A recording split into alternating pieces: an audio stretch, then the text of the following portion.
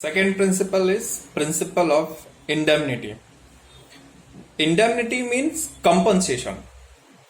Insurance अगर हम लोग लेते हैं then we are only eligible for the compensation, and the compensation is an amount which is always less than the exact value of a property, ठीक है, or any object जिसका आपने insurance लिया. Remember that principle of indemnity does not implied on life insurance, क्योंकि किसी के person की life की कोई वैल्यू नहीं होती, but it is applicable on the property insurance. आपने किसी प्रॉपर्टी का या कोई मटेरियल का किसी का आपने इंश्योरेंस लिया है तो प्रिंसिपल ऑफ इंडेमनिटी उस पर लागू पड़ती है. से for example a car, if you take the insurance of a car, then you cannot take the car insurance more than the value of the car itself.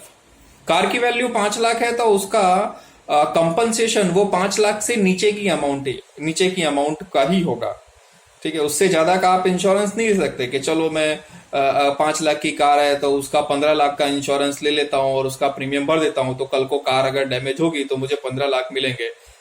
It does not happen, ठीक है. It's illogical. तो compensation will be provided always based upon the loss assessment by the insurance company. आपको उस property पे जितना loss होता है fire से या थेफ्ट से या तो एक्सीडेंट से या तो जो भी है, उस लॉस को इंश्योरेंस कंपनी असेस करती है और जितने अमाउंट का आपने इंश्योरेंस लिया है और उसका जितना परसेंटेज ऑफ लॉस आता है उसके हिसाब से होगा. से फॉर एग्जांपल कि आपने 5 लाख की कार है आपकी और you have taken insurance of 4 lakh. Fine. Then somehow during any accident tyre has been damaged, ठीक है. कार का जो टायर है वो डैमेज हो गया तो कार के टायर का आप जब रिप्लेसमेंट कॉस्ट जितना होगा उतना ही कॉस्ट, ठीक है, उतना ही कॉस्ट आपको इंश्योरेंस कंपनी से कंपनसेशन में मिलेगा. ऐसा नहीं कि आपने 5 लाख की कार का 4 लाख का इंश्योरेंस लिया है तो छोटे से भी डैमेज पे आपको 4 लाख मिलेंगे. नो. अगर कुछ 5-10 हजार कॉस्ट आती है टायर रिप्लेसमेंट की तो आपको उतना ही कंपनसेशन मिलेगा. समझे आप? This is the principle of indemnity. You must go through all these 3 examples mention in the text book, ठीक है. Then the picture will be very clear.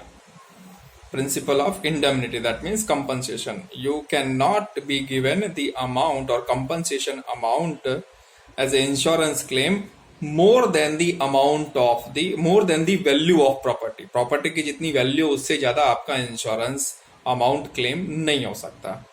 जितनी वैल्यू है, ठीक है, उससे कम का इंश्योरेंस होगा.